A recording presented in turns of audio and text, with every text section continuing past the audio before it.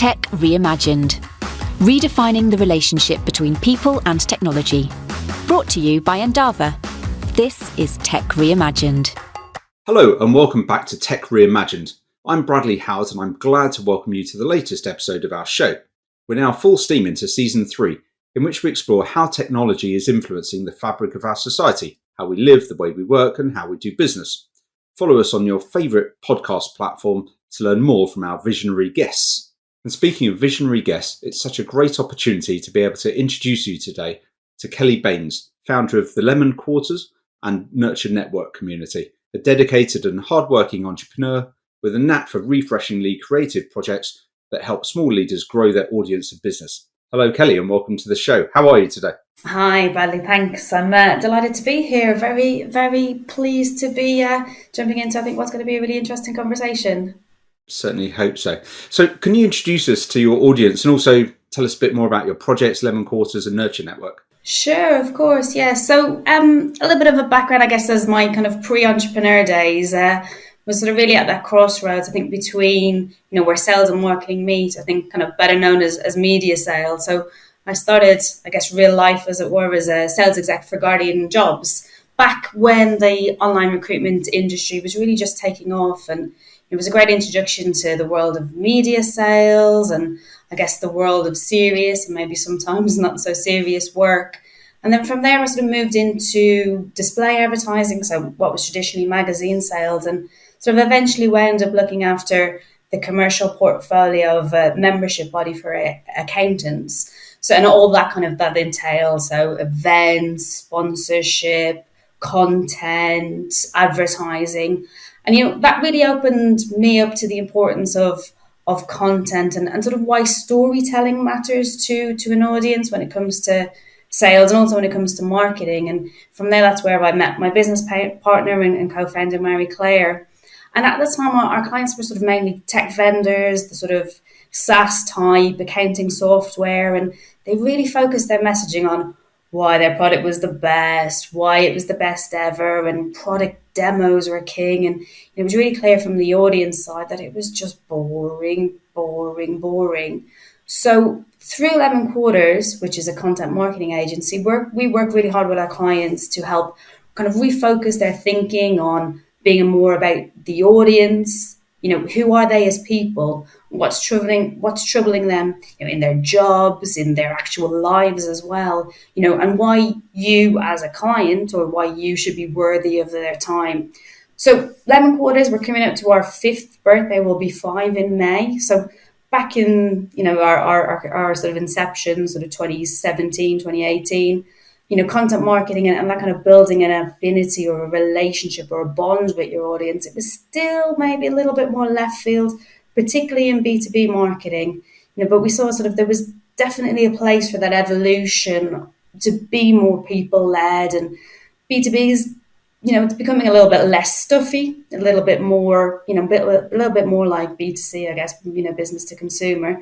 And there was definitely a place in the world for Lemon Quarters to help our clients and, really put their audience first when it comes to building content and using events to get to know your prospects and, help find a what we call a business voice when it comes to issues that, matter to us as people, not just, what businesses care about. So things like social injustices in the wake of Black Lives Matter, diversity in all its kind and sustainability. And then from there, our second sort of labour of love as born, which is Nurture Network. Nurture Network is a networking community for women across all regions and industries and job levels to come together to really learn from, inspire each other, help each other, laugh with each other through things like monthly roundtables. We have a podcast and a newsletter. It's been really exciting and gratifying to see both Lemon Quarters, but and also Nurture Network grow so quickly and organically. It just really inspires us to keep going. And does Nurture Network then feed into Lemon Quarters? Do you use those people for your content, or is it separate? I think there's a natural feed in more because we operate in the same world. It's the same people are involved in both projects. But from a crossover point of view, we try to keep them separate enough. I think for Nurture Network, it's really about ensuring we are helping our members connect with each other. We use similar I suppose, methods to promote, nurture, and network as we would if we were helping our clients through Lemon Quarters. So I guess in a way, nurture network success is based on the methods of Lemon Quarters, which is a nice little bit of symmetry. Definitely. Well, welcome to the show. And today we're going to be discussing the more entrepreneurial nature of your work and any advice that you can share with our audience. Can you start by talking to us about some of your favourite projects that you've worked on so far? Yeah, of course. So with Lemon Quarters, a sort of one of the project that we did last year around net zero and sustainability probably stands out from both a professional point of view and also as a sort of a personal favourite project. We worked with our client, the British Business Bank, to help small businesses really become more at ease or more familiar with the steps that we'll all need to take towards becoming more net zero, more sustainable in what we do. It was one of the larger projects that we've worked on, and I think personally, as I said, I also kind of learned a lot about what we can be doing and what we should be doing to make ourselves and our lives a lot more sustainable. Really, what we were tasked with was looking at what are the barriers for small businesses, but also what are the opportunities for small businesses to embrace net zero. So we interviewed some great businesses, really put sustainability and climate change and the climate crisis as the heart of what they're doing, not just as offering services, but also just as a part of their business model. So we interviewed the C Court, who are sustainable printers, and they spoke, which a lot of people would think printing's probably not a very sustainable business, but that's been really at the heart of how they have differentiated themselves and also really see sustainability issues as something that is going to matter regardless of whether they're in business or not. We also interviewed Holly from Trash Planet. Trash Planet make sustainable trainers from recycled plastic. Really young business, only a couple of years old. Both founders are just out of university. And for them, it's taking on a really, really established industry, the likes of the Nikes and the Adidases of the world, and looking at their business model from the ground up. How can they have a product that is quality but also sustainable? So it's really inspiring to hear how those businesses are thriving and being sustainable through their businesses. And I think it's really important for them to ensure that they're not just doing good, but they're also winning new clients and customers through the sustainable journey that they're on. And we ran a really interesting webinar with clients and businesses about making that change and moving towards being more sustainable. And we ran some great workshops with businesses just to investigate, if you're an early stage business and you haven't looked at net zero before, you haven't looked at sustainability, what are the things that you can or should be doing? So even to take Lemon Quarters as an example, we're a small remote first services business. On paper, there's probably small things that we could be doing, like not sharing PDFs, like using more online tools, like not printing paper. That will just be our small grain of sand in kind of being more sustainable, but are things that we probably hadn't considered, but will really sort of make a difference. And I think they're the things that I've sort of taken away from this project on a personal level. Do you find that as you help clients with their content and marketing strategy, you actually always work back towards their business plan? Yes, I think you have to. I don't think they exist without each other. I think ultimately you, as a small business, as a large business, you go into business to meet the needs of your customers, and how you communicate that through your marketing, through your content, has to be based on your business plan. Otherwise, you're pulling in different directions. So if somebody is listening to this podcast at the moment and thinking, I've thought about setting up a new business in the past, what advice would you give them in order to be brave and take that step forward? I mean, the first one is hey, let's just start. You got to start somewhere. I think, as people, as business professionals, we often let perfection sort of be the enemy And I think nothing's really more important than getting your ideas out there in front of the people who will be your potential customers, people who don't know you, basically people who aren't family and genetically predisposed to be kind to you. I think there's a sort of a tech mantra, is it fail quickly, fail better. I think it comes from a Samuel Beckett quote. But reality really is that best teacher. We learn so much more from our mistakes or the things that we don't do well, or the things we can improve on, much more than any success we might have. So, really, how can you improve if you don't start? Any other top tips? I think from entrepreneurship, it's find a tribe, find people who can push you and help you on your journey. Entrepreneurship, business ownership, it can be a really lonely place. And I think finding like-minded people who are going to support you on your journey, who have been able to walk in your shoes, will give you that inspiration, that push, and that incentive to keep going when things get hard and the to-do list gets too long to keep on top of.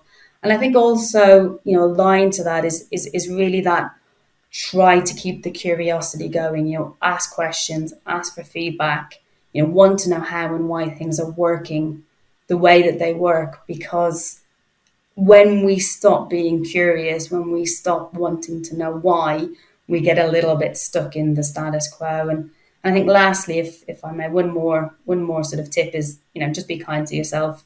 It's a marathon, not a sprint. What does that mean, be kind to yourself, when you're trying to start up a new business? I think we live in a world, particularly of social media, where there's a lot of people in the 4 a.m. crew. They get up at 4 a.m. and they work till midnight.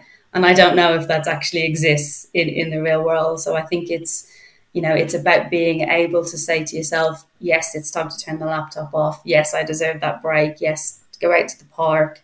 Yes, take time, because little work will still be there. So it's very much about being as kind to yourself as you would to your friends.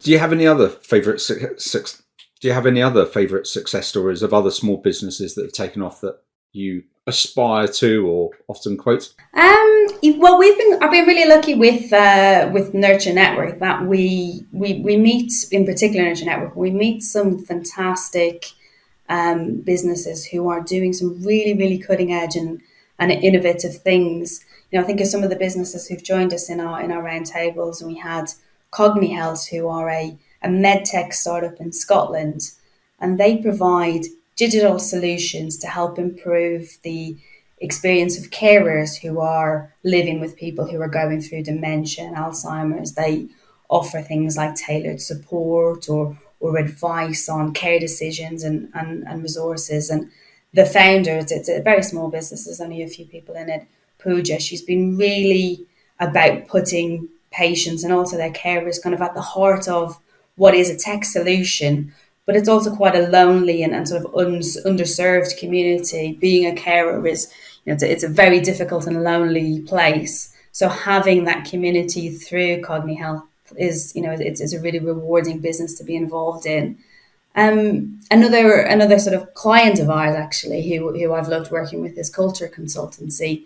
They are a culture consultancy, as the name might suggest, and they help larger corporates working on how you build and foster and maintain a cohesive working culture. And through their work, they've created a leadership program which is aimed at getting more women into senior roles. And their approach has been really refreshingly different. We worked with them on some work through Nurture Network about how you can help build inclusive cultures where everybody can thrive, starting from the ground up, looking at what barriers might exist in throughout an organization, to building an inclusive culture and really putting the work in to create sort of sustainable change throughout an organization, rather than it just being yet another mentoring program for women into leadership without sort of addressing any systemic or ingrained biases within business. That's interesting, because when I looked at your website before this podcast, I saw them as a client and I started following them and looking up them in a bit more detail. So interesting that you called that out as an example.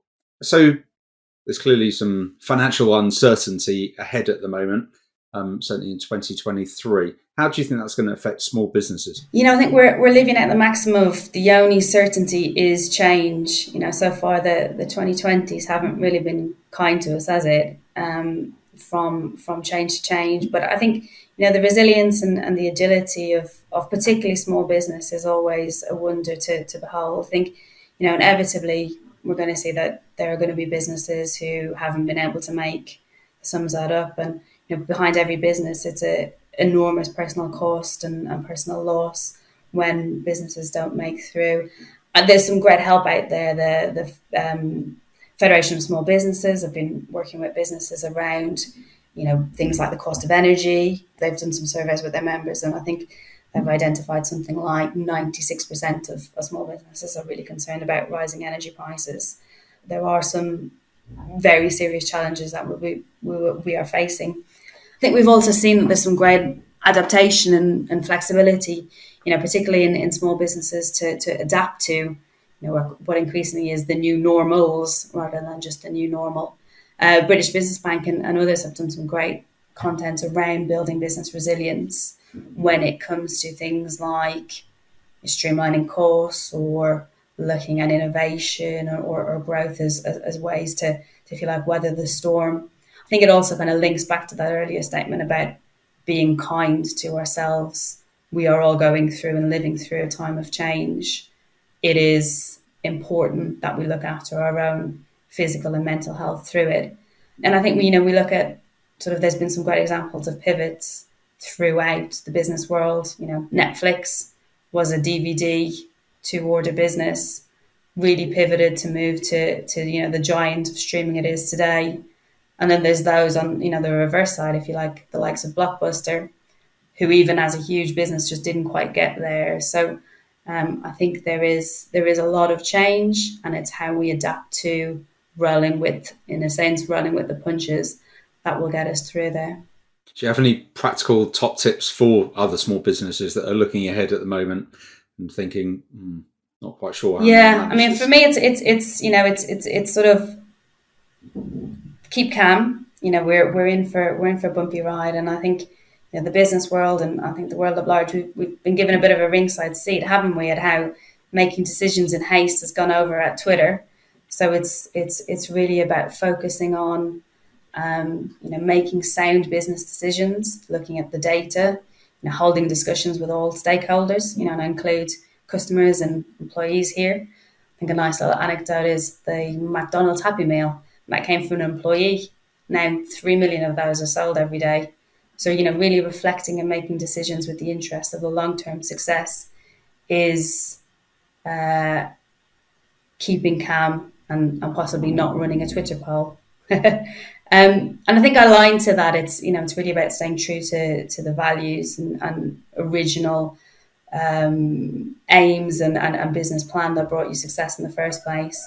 There's much more than luck and hard work that gets us success in the first place. So looking back to the reasons why you got in there in the first place is very grounding. And, Bradley, I think I'd be a bit remiss if speaking to you on this podcast not to emphasize the importance of finding tech solutions to help streamline businesses, reduce long-term costs, and free up employee time for really interesting work. There's some fab tools, actually. There's a Canadian bank called DBC that have a digital maturity assessment, which is a short survey. It's about 6 minutes long or so, for small businesses to assess their level of digitalization. It compares you to your peers and identifies areas that you might wish to focus on. So those are some of the tools I think that will help small business in particular look at weathering this coming storms. Definitely. I mean, if anyone is listening to this as a small business and sits there at 9 o'clock at night, keying bits of information from one system to the other, or keying in their receipts or something, there is definitely a technology solution to handle that. So, Kelly, if we go back in time, what advice would you give your younger self? I think my mantra of it's not a sprint, it is a marathon. I think we're all really, really guilty, myself included, of spectator watching success of others. That they're at a their social media profile says that they're doing this, that, and other. And I think success is not an overnight achievement. So to say to my younger self, you'll get there. There is, don't fret and train for that marathon instead. Do you read business books?